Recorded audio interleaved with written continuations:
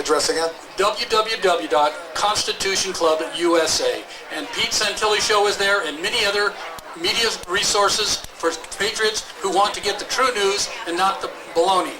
There you go. To the best of our ability, so help me God. That's right. Okay, our next caller.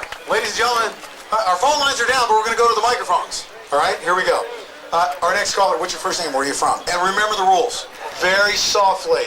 Okay, well, I have laryngitis, so... but I have a big voice. My name is Cindy, and I am from Mesquite. I am. Mesquite, fantastic. All right, you know what? I want you to, and I've spoken to a lot of people, tell us what it means to see all of this happening, people coming in from out of town to Mesquite. Is that what inspired you to come up here? What inspired you to come up here? Well, these people are my neighbors, and we have the federal government that is pointing guns at an innocent 67-year-old farmer who hasn't done anything. And the federal government comes in with their guns and their snipers and their helicopters and their MRAPs. And you know what? Screw it. He finally said, screw this. You're not running me out of my land. And I am so proud of everybody who came out here to support this rancher, who happens to be one of my neighbors. I live in Mesquite. Absolutely, absolutely. And I've heard it from a lot of people in Mesquite and Bunkerville, how grateful they are that people have come from all over the country. You know, we have a gentleman, Ken, and he drove all the way from Michigan, 35 hours. This gentleman, Ken, stand up real quick. Ken, 70-year-old Ken, 70-year-old Ken from Michigan drove 35 hours, did not even stay in a hotel, slept in his car, and got here and pulled up at 2 o'clock in the morning. Yeah. And Ken is he's a listener of ours, for a long-term listener. I'd never met him before in person, but I hadn't even spoken to you and told you to come out here. He knew it was the right thing to do, jumped in his car and came out here for the benefit of our local residents here in Mesquite. So, thank you. I just want to say one thing. It is a good day today to be an American because we won. He won, we won. Absolutely, we win. So it's important. Come this way, our next caller. We don't have any sound effects or anything like that, so ding-a-ding-a-ding. Okay, so our next caller is, turn and face me so you don't get distracted about the rules. No, that's okay. You know what I want you to do? Especially if you're a good public speaker, okay? I want you to practice the rules. That way somebody who's nervous says, wow, that's really neat. And Pete's really light and loose and relaxed. The microphone isn't even in your face. They can't hear you. Hold on 1 second. Here we go. You ready? What's your first name? My name's Matt. I came here from Minersville, Utah today. You must talk to me. You're like a caller. I came here from Minersville to support the Bundys, and I just come up here to give a little moment of levity and tell a joke and let you people know what kind of people are running this. Hold on 1 second. Here's the rule. When you come up here, you're welcome to share a joke, okay? But hold on. There's only one rule, all right? Because I have my own personal rule, because I can tell the best jokes. We want to make sure, because we have families here, just make sure we keep it appropriate. I just want to remind everyone of that. Okay. First of all, let's hear it from everybody who came here from California. Woo! Well, all you people know who Dianne Feinstein is, don't you?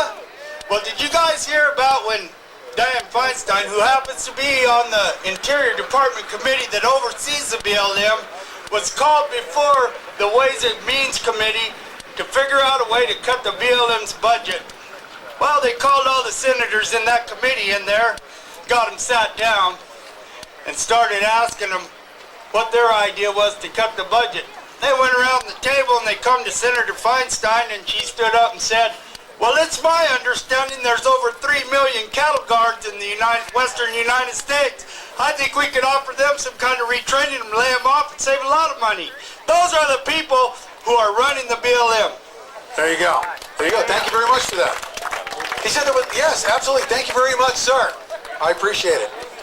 All right. So, if you could hear me, just relax. I want you to relax. What's your first name? Where are you from? My name is Deb, and I'm from Salt Lake City. Do I seem like a professional when I do this, by the way? Absolutely. You know, and this is where I said I was literally going to be I don't know if you saw me, you guys, sitting in the car, and I was broadcasting out. We've been streaming out literally to millions and millions of people. That's not even an exaggeration. Broadcasting from the vehicle. I didn't want to interfere with this stuff. Now, once we came back and there was nobody at the podium, and I was thinking there's going to be dignitaries coming in, I can do periodically. Would you guys mind me doing interviews with the people that I've been interviewing over the past 600 plus episodes? You guys feel comfortable with my style? Yes! Okay, good. Excellent. Now, I have a lot of serious information to share as well, but before we get to that, let's go back to our telephone lines here. Your first name again, and where you're from? Deb in Salt Lake City. Salt Lake City. What inspired you to come down here? I've been following this all week, and this morning when I was on InfoWars to check out what was happening, I saw a plea from Mr. Stewart Rhodes requesting that the Oath Keepers and bikers come support the Bundys, and I said, that's it, I'm going, so I drove down here myself, and Mr. Collins said if anybody in Utah is going to come, they better have funeral plans, so I wore my funeral clothes. Does he look beautiful? You look beautifully dressed for a funeral. Thank you, and I just have to say one more thing. I have 10 kids, and I have to be an example because people, you have to stand for something. Oh, yes, absolutely. So much of it. And ladies and gentlemen, I want to thank, and I say this to the veterans a lot, okay? I do. Veterans, we all do say this to the veterans a lot. But today, and I mean this sincerely again, I'm not just saying this just to be a cheesy talk show host, okay? But I want to thank each and every one of you for your service to our country at a time when we need you the most. Each and every one of you, okay? This is the new method of supporting our troops, okay? We do support our troops better than any other nation in the entire world, of course. Do we not? We support our troops. And we support, this is to the higher level.